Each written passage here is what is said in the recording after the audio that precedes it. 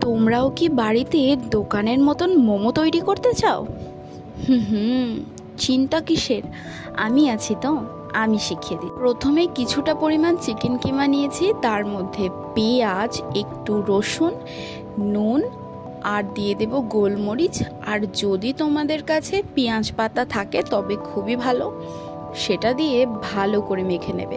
নেওয়ার পর ময়দা ছোট ছোট করে বেলে নিতে হবে, আর ঠিক এমনই মোমো তৈরি করে ফেলতে হবে।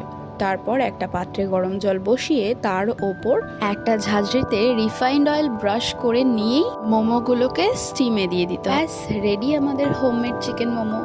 খেতে কিন্তু দুর্দান্ত হয়েছিল। ঠিক এভাবে তোমরাও ট্রাই করো। আর একটা স্পেশাল হ্যাক বলি, চিকেন কিমাটা যখন তৈরি করবে তখন তার মধ্যে সামান্য লেবুর রস দিয়ে দিও, তবে কিন্তু দুর্দান্ত লাগে।